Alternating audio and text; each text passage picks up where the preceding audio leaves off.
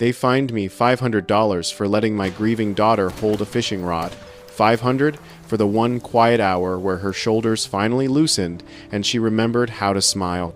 If you've ever had a petty tyrant turn your safe place into a battlefield, type $500 in the comments, because that number started a war I didn't plan to lose. My name is Remy Thorncroft. 2 months earlier, I had checked every box on the brochure version of life: 15 years in venture capital, exits in tech, early retirement at 42. None of that taught me how to sleep next to the empty side of the bed after cancer took my wife, Rachel. None of that fixed the way my 14-year-old, Solene, stared out car windows like the world was happening to someone else. We found one thing that didn't hurt: fishing. Rachel loved that dock quiet line in water silence. The last week we had together, we caught bluegill and laughed like time wasn't hunting us. So when I went house shopping, I filtered for one requirement: only water I could walk to. Lakeside estates looked perfect. Neat streets, polished lawns, a 6-acre lake sitting in the middle like a promise.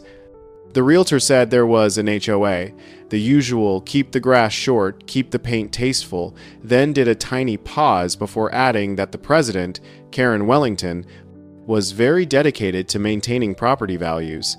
I had survived boardrooms full of egos and crocodile smiles. I figured I could survive a cul-de-sac with a newsletter. The first Saturday of April, the water was glass. Sunlight stitched little gold threads across the ripples, and for the first time in weeks, Solene's laugh didn't sound forced. She eased a bluegill off the hook, whispering, "Sorry, little guy," as she slipped it back. Then a voice hit us like a gavel. "Excuse me, what exactly do you think you're doing?" She wore athleisure you could finance a car with, and a haircut that always wants a manager. Tablet in hand, smile like a door chain. I offered a handshake. Just fishing with my daughter, Remy, new on Sycamore Drive. She didn't touch my hand. Tap tap on the tablet. Fishing is explicitly prohibited on the community lake. Regulation amended last month. I'm Karen Wellington, HOA president. This is a violation. The fine is $500. I felt Solene go still beside me. I said there must be a mistake. The realtor had called fishing an amenity. Karen rotated the tablet to show a PDF titled Amendment to Recreational Use of Community Lake, dated 4 weeks ago.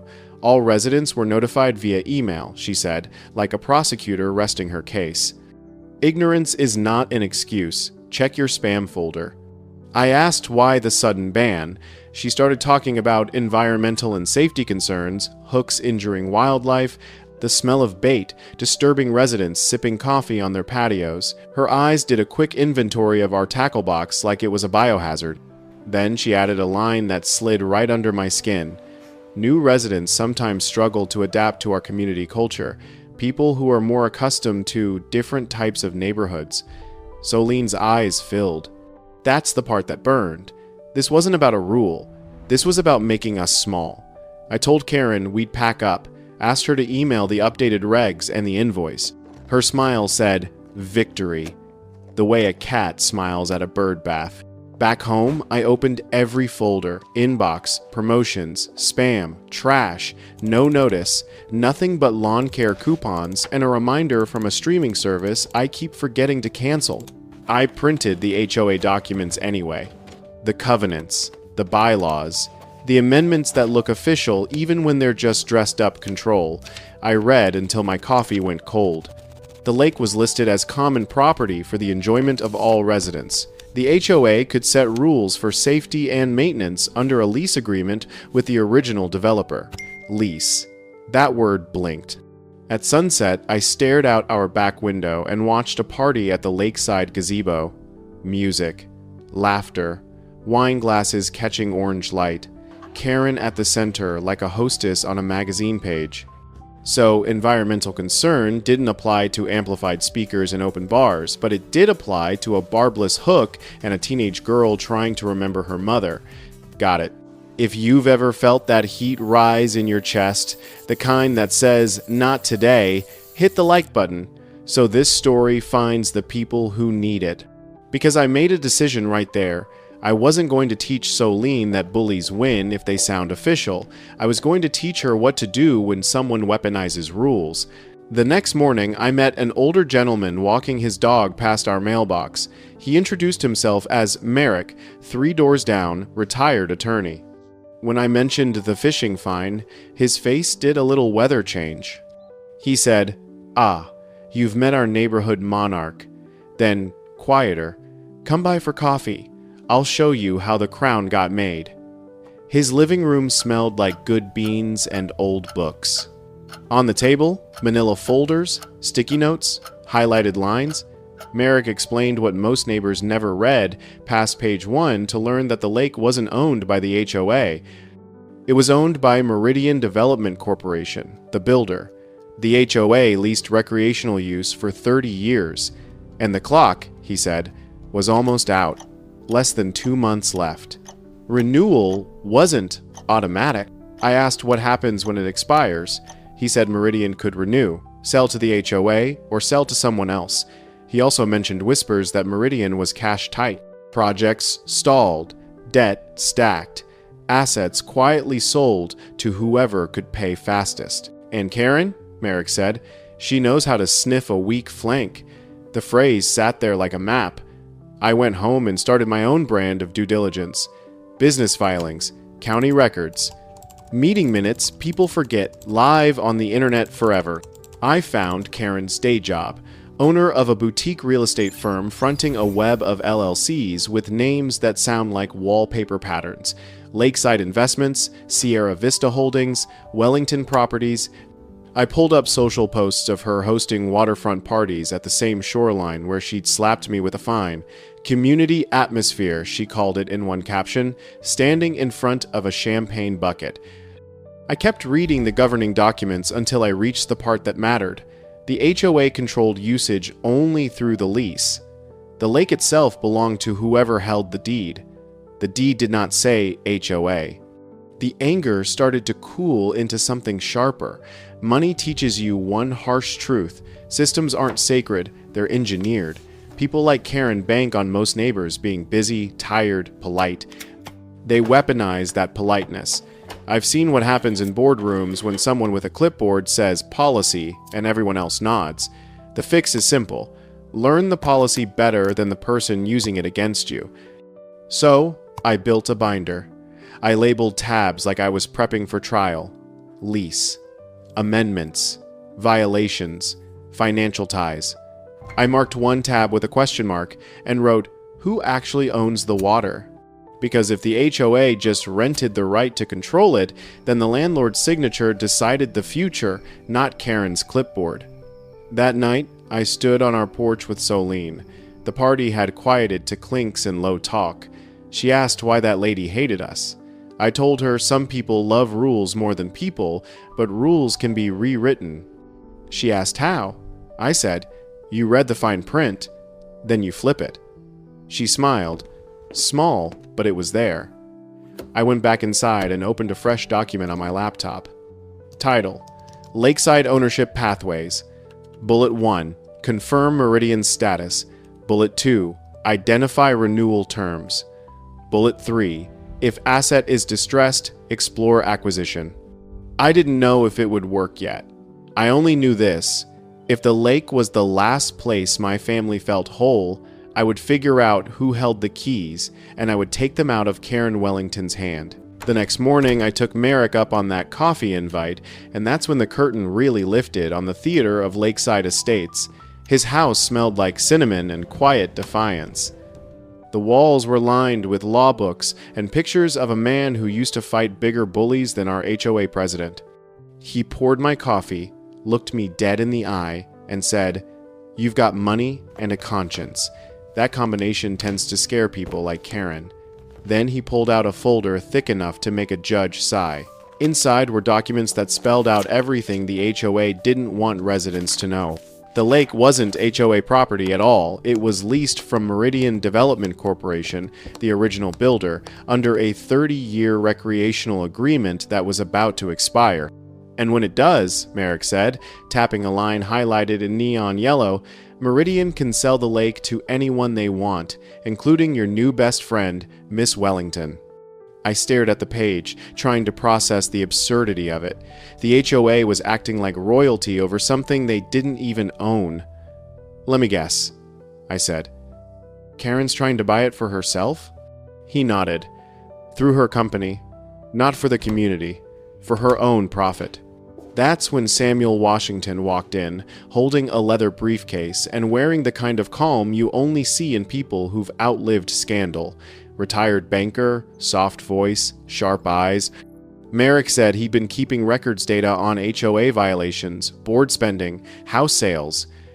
"I started out just tracking payments," Samuel said, opening his laptop, "but patterns have a way of showing themselves if you look long enough." On his screen were spreadsheets, colored like warning lights, names, addresses, violations, sale prices. One column stood out, violation frequency per homeowner. The numbers for minority residents were triple the community average. "Discrimination disguised as paperwork," Samuel said quietly. "She calls it preserving standards. I call it fraud, wrapped in HOA language." Another tab showed 6 homes that had been forced into quick sales after repeated fines, all ending up under shell companies tied to Guess Who Wellington properties. Renovated, relisted, and flipped for fat margins. "She's been running this scam for years," Merrick added. "Scare people out, scoop up their homes, sell them as premium Lakeview lots. And now the lake itself is her jackpot. It wasn't paranoia, it was a business model. And every violation notice was just another line on her profit and loss sheet. That night, I went home with a folder full of receipts and a head full of anger sharpened into purpose. I made a burner email and created a private chat group for the few neighbors I already knew weren't part of Karen's fan club. Merrick called it our underground HOA. Within days, word spread quietly. People started sharing their own stories, like they'd been waiting years for someone to ask. James, a retired teacher, said he got fined for excessive holiday lights after he spoke against Karen at a town hall. Maria, a nurse raising foster kids, told us her children were banned from the pool for being too loud. Diana, a young widow, got 5 violation notices in 1 week each for things her next-door neighbor, a friend of Karen's, also had, but was never cited for. Every story had the same rhythm. Challenge the queen, get punished. We met in secret, sometimes in Merrick's study, sometimes in the back of Maria's bakery after closing, once even in the library's windowless reading room. We passed around phone photos of violation letters, copies of board emails, even a few voice recordings of Karen's condescending advice. The group grew from 4 to 10, then 20. Every new member brought evidence and rage. Samuel took charge of organizing everything. "If we're going to fight," he said, "we fight like auditors. Facts first." He built a digital archive that cross-referenced every HOA fine for the past 8 years. The patterns were undeniable. Karen's friends were clean, everyone else was dirtied up. And then came the bombshell. Meridian Development was broke. Samuel's banking contacts whispered that their latest commercial project tanked after COVID, leaving them desperate for liquidity. They were trying to offload remaining residential assets, including our lake, for whatever cash they could get. Value, around $300,000. Merrick leaned back, smiling like a man who'd just seen the trapdoor under the villain's throne. "If she wants the lake, she's going to need cash fast, and if Meridian's bleeding, they'll take the first real offer that shows up with a pen and a checkbook." I wasn't smiling yet, but I was thinking. This was my world, the language of distressed assets, leverage, and timing. I knew exactly how desperate executives behaved when the numbers went red. Karen thought she was playing small-town politics. She didn't realize she'd picked a fight with someone who used to buy and sell companies like hers before breakfast. Still, the more we dug, the uglier it got. Karen had already started her endgame months earlier. The HOA had quietly voted to raise maintenance fees to create a reserve fund for lake restoration, her way of generating down payment money under the radar. Meanwhile, she told the community it was for shoreline beautification. Translation: building luxury homes on the waterline after she bought it. I asked Merrick what would happen if the lease simply expired before she closed the deal. So then the would mean property the reverts property fully would to revert Meridian, he said. Exactly. And they can sell it to anyone they want. goes back to them. Even me? He smirked. Even me. Especially you, if you've got the cash. Especially you. That night, I sat in my home office, staring at the dark lake outside. Karen's house lights glittered across the water like little teeth. I thought about Rachel and how she used to say every storm reveals who built their Even house in the right. storm, Karen there built is a hers quiet on greed. strength that you I could carry already see the within you. cracks. So, I wrote a plan on a legal pad. Step 1, verify Meridian's distress. Step 2, confirm expiration date of HOA lease. Step 3, wait until Karen commits publicly. Step 4, outbid her and take the lake from under her Simple. feet. Simple. Ruthless. Ruthless. Fair. Fair. By the following week, our underground group had grown into a full-on resistance. Samuel managed a secure chat for 30 families. We started calling ourselves the Lakeside Coalition. The name felt dramatic, but so was what we were up against. Every few days, new evidence dropped: screenshots, recordings, even drone photos of HOA board parties at the lake featuring banned activities like alcohol and open fires. The hypocrisy was its own bonfire. Merrick was ecstatic, muttering Potential for about massive RICO lawsuit. patterns and civil liability. Samuel drafted a document to present to state HOA regulators when the time came. I offered Patience, something my friends. different: patience We observe, and precision. We analyze. We can't and then go we at her strike head with on precision. yet, I said. We let her dig We're the not hole looking for a deeper. victory, The Merrick. more she believes she's We're looking for a untouchable, the spectacle. more spectacular her fall will be. But patience didn't mean peace. Karen seemed to sense rebellion in the air. Her emails turned sharper, her fines pettier.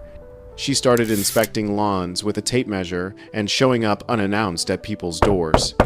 She even began dropping hints in community newsletters about certain residents spreading misinformation.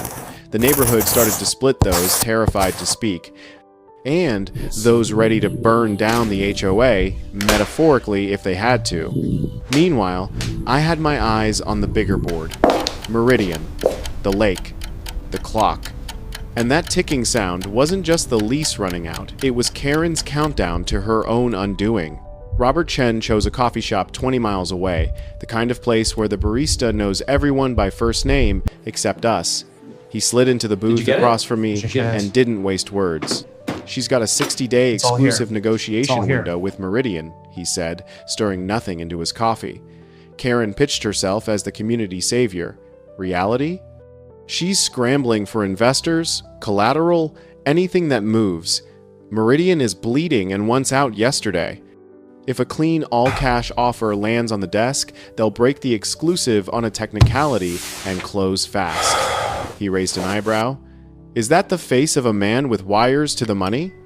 If you're listening and you've ever watched a bully overextend on Are you credit, prepared to pay drop the a TikTok cost? in the comments, because the clock had just started keeping time for me.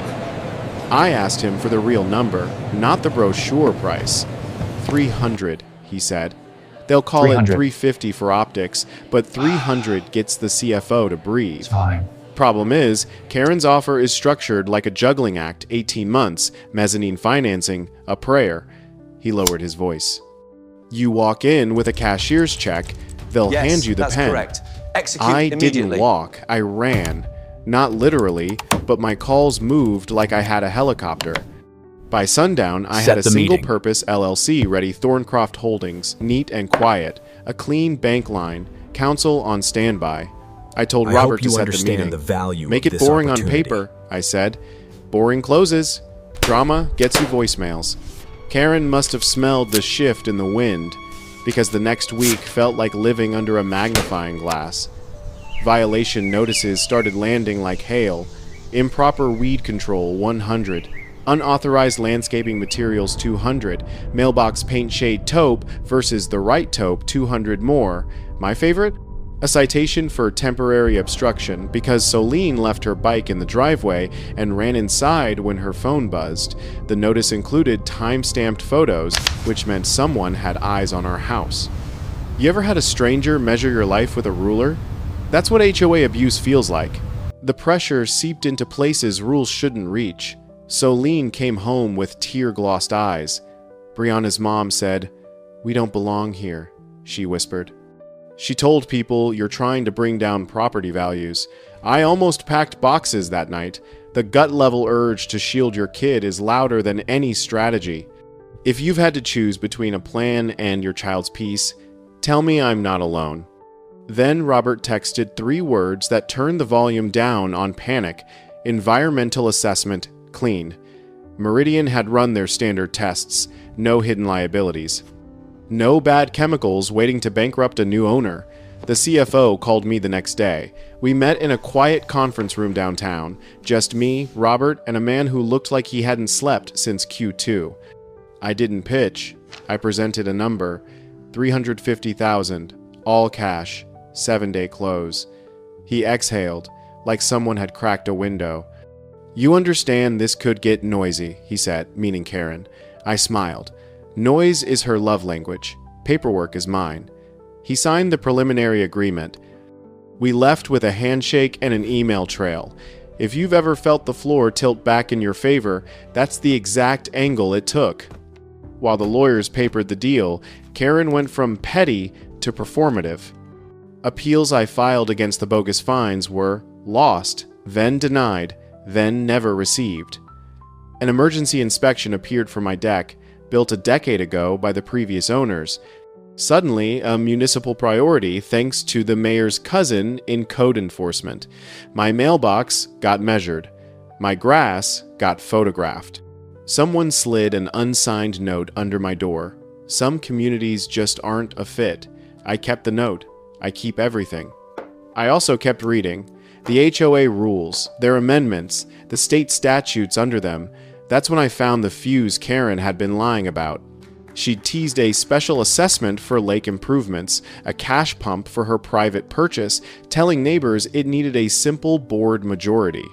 The bylaws said otherwise. Any special assessment for capital projects tied to common amenities required 75% of homeowners. Not a majority. A mountain. She was counting on nobody doing the math out loud. The Meridian deal crossed its last T in 48 hours. Funds wired. Papers signed. Title recorded to Thorncroft Holdings, LLC. I stood outside after the call and looked at a body of water that legally belonged to me and thought of Rachel. Oh, that's hilarious. We used to joke about buying a cabin by a lake. I never pictured buying the lake itself. Power isn't always victory.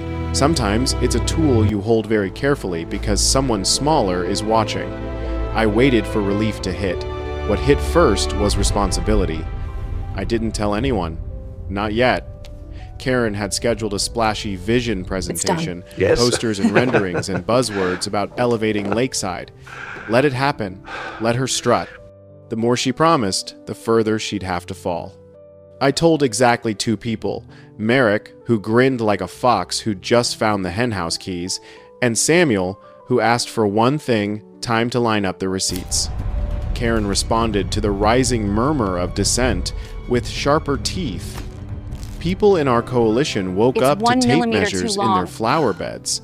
Maria got fined because her lawn was a 1/4 inch too high. Karen brought her own ruler. James got a letter about a bird feeder that had hung untouched for 10 Christmases.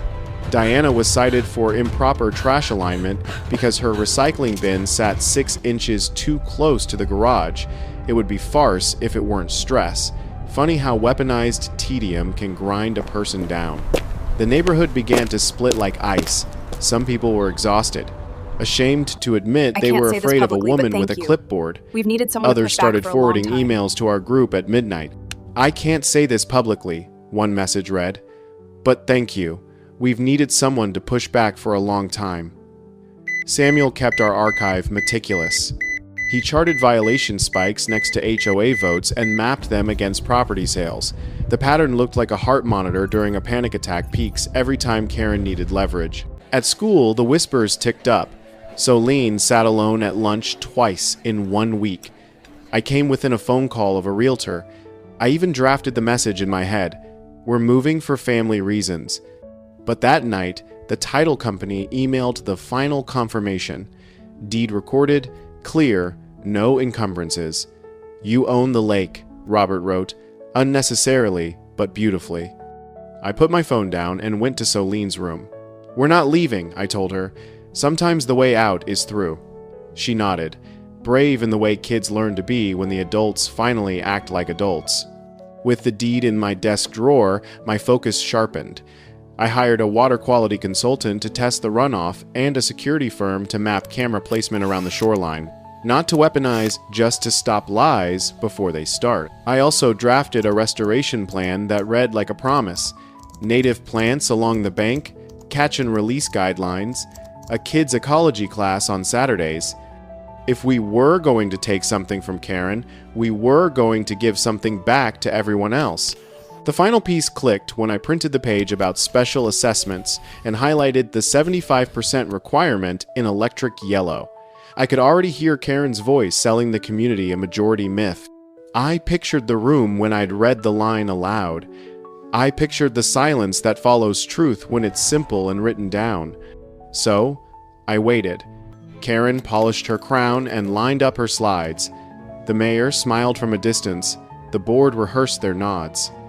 And the lake, my lake, stayed very quiet, like water does when it knows a storm is close and chooses calm anyway. If you're still with me, hit the bell or whatever keeps this story in your feed, because the reveal wasn't subtle.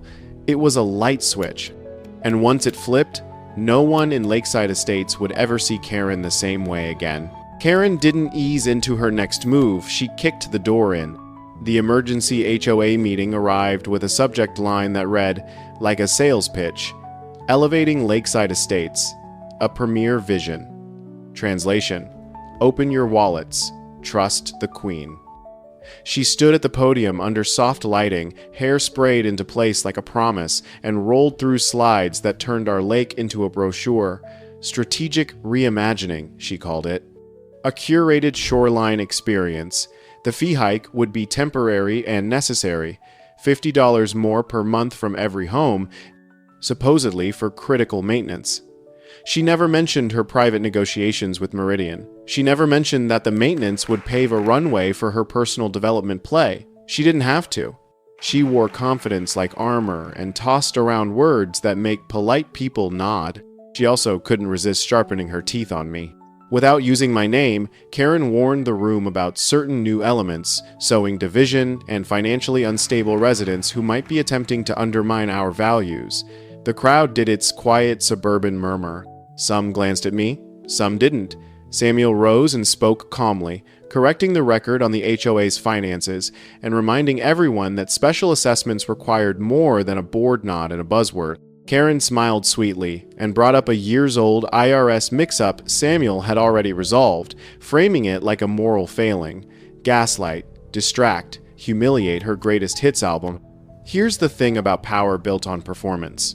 It needs an audience, so Karen booked a bigger stage. Flyers went up for an original homeowners appreciation party at the lake. That Saturday catered food, music, 2 wine bars, thinly disguised as a loyalty rally. Guest list by invitation to preserve space. Translation: If you moved in after the HOA learned your name, try again next time. I spent Friday finishing the work that mattered. My attorney finalized the documents to terminate the recreational use agreement early based on maintenance violations, years of chemical runoff ignored, algae blooms brushed off as aesthetic issues, 0 credible water management reports on file. We didn't need to terminate early. It expired in 28 days. But bullies get bold around a finish line. I preferred clarity. I also had water quality results in a binder, elevated phosphates and nitrates consistent with over-fertilized lawns washing into the lake. Not catastrophic, not yet, but trending wrong. Environmental concerns weaponized against a grieving father, while real environmental neglect simmered. That binder was a mirror when people looked into it. I wanted them to see who actually cared about the water. Saturday arrived glowing and smug. A rental van backed up to the shoreline gazebo. Tables unfolded, white linens flowed. Someone fussed with Bluetooth speakers until the bass said, "Look at us." Karen moved among the clusters like a campaign poster, dispensing laughter and kisses on the cheek. The signs on the wine bars said, "Members only." Members of what? The kingdom of looked the other way. Merrick met me by the sycamore. His tie looked like a verdict. Samuel came straight from church clothes into general mode. Calm eyes, witness, face on. My attorney tucked the termination notice into a slim folder. Officer Reynolds joined us at the curb, invited, briefed, neutral in the way good officers are when the law is about to speak louder than the noise. We didn't sneak. We walked across the grass at an ordinary human pace. People noticed in waves, the way wind moves across water. Karen saw us, smile still pinned in place by habit, and started toward the mic. I got there first. "Good afternoon, neighbors," I said, voice steady enough to carry without shouting. "Quick housekeeping. If you're holding a glass, please keep it. You'll need your hands free in a minute." Karen reached for the microphone with a hostess laugh. "This is a private community event, Mr. Thorncroft. You weren't invited." I kept the mic, looked at the faces in front of me, some curious, some irritated, some already tired of being told what to think. "There's been a misunderstanding," I said. "About who gets to do the inviting." I nodded to my attorney, who placed the folder in my hand. As of 3 days ago, the legal owner of this lake and the 10-foot perimeter around it is Thorncroft Holdings, LLC. A hush fell like a dropped blanket. That's my company. As such, I'm notifying you that this is private property. Under the terms of the recreational use agreement, which expires in 28 days, and in light of multiple maintenance violations, I am terminating the HOA's access effective immediately. It was like flicking a light and watching an entire room remember physics. Karen's face went the color of the tablecloths. "You can't terminate access," she snapped. "The community has rights. The community has been lied to," I answered, not unkindly. "And I'm looking forward to restoring actual community rights. But this party, right now, is trespassing. Officer Reynolds is here to help everyone exit politely." I held up the signed notice. 15 minutes should do it." The first sound wasn't outrage. It was confusion. Then came the questions from the edges. "He owns the lake? Since when?" I thought the HOA, followed by the little crack that happens when a myth snaps. A man near the charcuterie table asked to see the paperwork. I showed him the deed. He read the name, read it again, and looked at Karen like he just checked the magician's sleeves and found the card taped to her wrist. Karen lunged for her fallback, authority clothed as certainty. "Even if you own the deed, the HOA controls usage," she said, voice amplified but thinner now. I flipped the termination letter toward her. "Controlled," I said, past tense. "Also, a housekeeping note for everyone. Special assessments for capital improvements require 75% homeowner approval. That's not a rumor, that's your bylaws in black and white. If you were promised quick upgrades funded by a simple majority, you weren't told the truth." The sound that followed wasn't cheering and it wasn't booing. It was the low boil of a room, comparing what they'd heard with what they were seeing.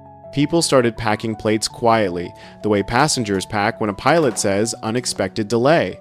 A couple of Karen's closest allies tried for bravado and fizzled at the edges. One of them muttered, "We'll sue."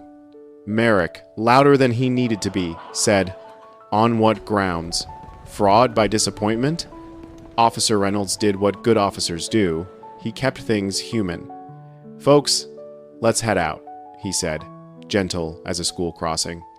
"This isn't a scene, it's just paperwork getting honored." As the crowd thinned, a longtime resident brushed past me and said, "About time someone measured her rules with a ruler." Another whispered, "We wondered how long she'd keep getting away with it. You don't know how many allies you have until the fear breaks in half." When the last speaker clicked off and the last linen came down, Karen stood on the grass like a monument losing its plaque. She tried a final swing. "You're destroying community value." I held up the binder with the water tests. "I'm fixing actual value," I said. "Water you can trust. A shoreline that won't collapse into algae. Kids learning what an ecosystem is instead of learning how to stay off someone's nerves. That's value." She said she would call the mayor. I told her I'd already emailed his office, the deed and the termination notice, along with photos of unpermitted events on the shoreline under HOA watch. You like rules, Karen, I said. So do I. Let's keep them straight. The party limped to a stop. The gazebo emptied. The lake exhaled. I walked the 10-foot perimeter with Officer Reynolds and my attorney, not as a victory lap, just to feel the edges of what I had just made real.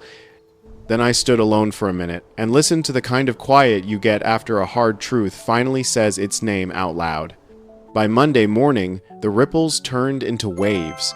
Renderings of Karen's lake lounge leaked into neighborhood group chats. The shaded rectangles that ate 20% of open water, the private membership terms dressed up as amenities, the way the fishing spots vanished under deck space and glass.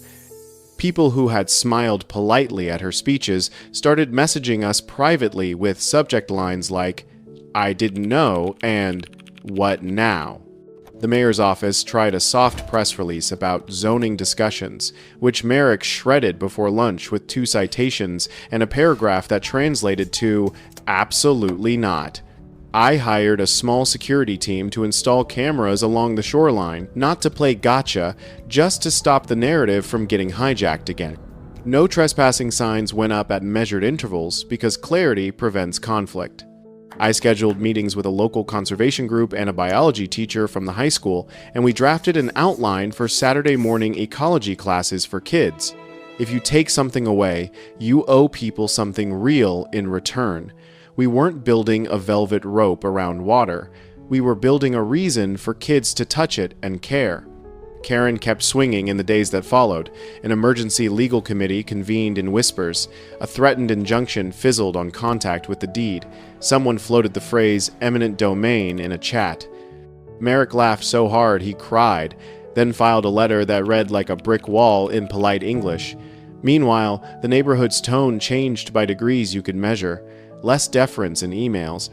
More questions at the end of sentences. The air when you walk past a house where people have stopped agreeing to nonsense. I didn't gloat. I didn't grandstand.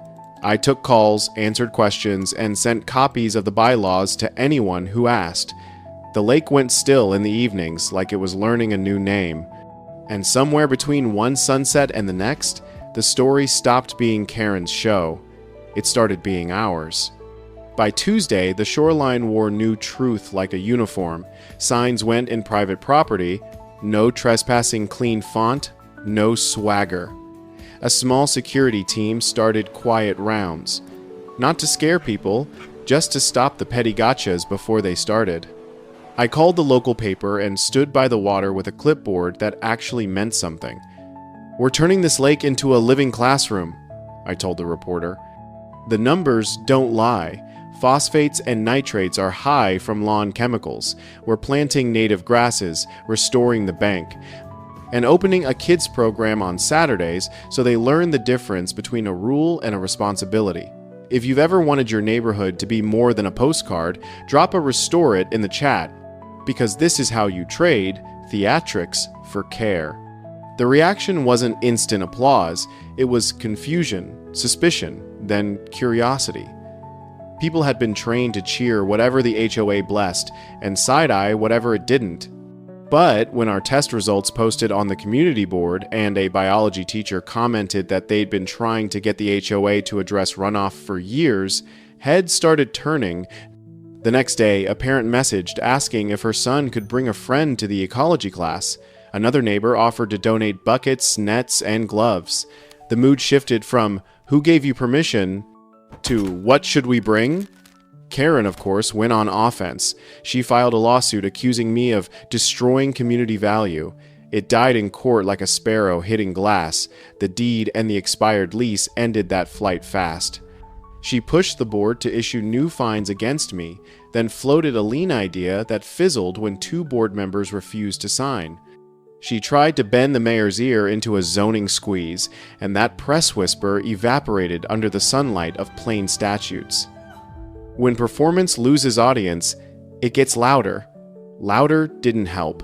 The first real crack came at the next HOA meeting. The room looked different, more folded arms, fewer bobblehead nods. Sapphira, who'd spent years being nice for the sake of peace, stood up and told the room exactly where their money went. Last year, we spent $80,000 renovating a pocket park that serves 10 homes, she said, voice shaking, then steady. Those homes all belong to Karen's friends. The main park, where dozens of families play, keeps getting bumped off the agenda. The floor tilted. A few people tried to argue priorities, and Safira calmly held up the budget lines. Numbers don't blush, they just sit there and make you pick a side. Once one person breaks the sound barrier of fear, the rest remember how to speak. A retired couple described fines for a yard gnome that apparently offended the aesthetic gods. A young family shared how a board member told them their kind of people should keep their trash cans invisible if they wanted to fit in. A dad read aloud the clause on special assessments like he was reading a text from a disappointed parent. 75% homeowner approval for capital projects. A murmur went around that sounded like people counting lies they'd been told and adding tax. I didn't need to add gasoline. I brought water and receipts. Samuel submitted a tidy packet violation statistics by street and demographic, dates of citations cross-referenced with public criticism, properties that mysteriously changed hands through the LLC Hall of Mirrors. Merrick followed with a guide for an independent audit and a draft for term limits, conflict of interest disclosures, and a community ethics committee. The board tried to table it. The room said no. Then I opened a different folder and laid out my quietest move yet, the one I hadn't told anyone but 2 people about. Over the last month, I had been buying mortgage notes legally, cleanly, from a bank that wanted to trim its book. Nearly 20% of the homes in Lakeside Estates now owed payments to entities owned by Thorncroft Holdings, including the house on the corner with the white columns and the name W on the mailbox. I said one sentence and watched silence take the oxygen. I have no intention of foreclosing on anyone or calling in debts. In fact, I'm offering below-market refinancing to every homeowner after the HOA is reformed. Was it leverage? Yes. Was it coercion? No. It was a promise with conditions fix the thing that breaks people, and the money stops being a weapon and starts being a tool. Some faces went pale, not from fear of me, but from realizing how trapped they'd been in Karen's cycle. Others looked relieved to hear a way out that didn't involve moving trucks at midnight. Karen tried one last script flip. She spread a rumor that the lake was dangerous, contaminated, unsafe for kids. I posted the full lab results with the biologist's explanation in plain English and a schedule of what we were doing to fix the real problems. Then the cameras earned their keep. One night, 3 figures slipped along the bank with flashlights. The footage caught everything. The bottle, the pour, the face that turned to check the dark and forgot the lens. I sent the video to the police with a cover note. Potential environmental tampering on private property. Trespassing charges landed. An investigation into attempted contamination followed. Once the warrant opened the HOA's financial drawers, dust flew. Misuse of funds. Selective enforcement written into emails like confession. A text thread that read like a petty monarchy. The boardroom smelled like smoke and excuses. Resignations rolled in like a slow thunder. Veronica, who had once avoided eye contact with me at the pool, showed up at my door with a tight smile and asked whether her son could join the kids program if she stepped down from the board. "We start Saturday at 9, I said. She was gone from the board by Friday. 2 more followed. The votes began to feel less like theater and more like a community remembering it could govern itself. We held a meeting at my house, not a rally, not a victory parade. Chairs on the lawn, lemonade. Almost every family came. I stepped up with 3 pages and 3 conditions. 1. Full restructure of the HOA term limits, transparent ballots, open meetings. 2. A ground-up rewrite of the rules with fairness built in, not painted on. 3. An independent ethics committee with rotating seats and no insiders guarding insiders. In return, I would transfer the lake into a community trust that locked public access in perpetuity and kept profiteers out. People looked at each other, then back at me. The votes weren't close. Change passed like a clean wind. I saved one announcement for last. This lake needs a name that isn't a sales pitch, I said. It needs a name that remembers why we fight for places like this. We called it Rachel's Lake. The sign went up small and simple. The first Saturday after, kids lined the dock with buckets and wide eyes, while a teacher showed them how to spot dragonfly larvae and count rings on a bluegill's scales. Solene stood beside me with a clipboard and a grin that didn't crack at the edges. If you've ever lost someone and then found a piece of them in what you built, you know that feeling when your chest finally drops the stone it's been carrying. Karen left her post under a cloud that wasn't rumor anymore. Charges moved, civil suits stacked. Her real estate brand, once smooth, got sticky with facts. She listed her house. The offers did not flood in. The mayor announced he wouldn't seek re-election. People started reading bylaws like bedtime stories, not because they were fun, but because they were ours. I turned the mortgage notes into help instead of heat. Families refinanced, late fees vanished, pressure dropped. You could feel it in the way neighbors waved again. We weren't fixed, not magically, but we were facing the same direction. The lake looked different at dusk, not because the water changed color, but because the people standing around it did. 1 year later, Rachel's Lake sits in our town paper next to a headline about HOA reform model spreads. Other neighborhoods call to ask how we did it. The answer isn't romantic. We read the rules. We told the truth. We waited for the right moment, and we didn't blink. Power can be loud, but it can also be paperwork, patience, and a clean line on a deed. The next few seconds stretched so long it felt like the rain itself was holding still. I saw Vince's free hand inch lower, his fingers brushing the hilt of a folding knife clipped to his belt. The movement was small. Anyone else might have missed it, but I'd seen it 100 times before. The subtle draw right before the strike. I didn't give him the chance. The Glock bucked once in my hands. The muzzle flashed, just a pale bloom against the storm.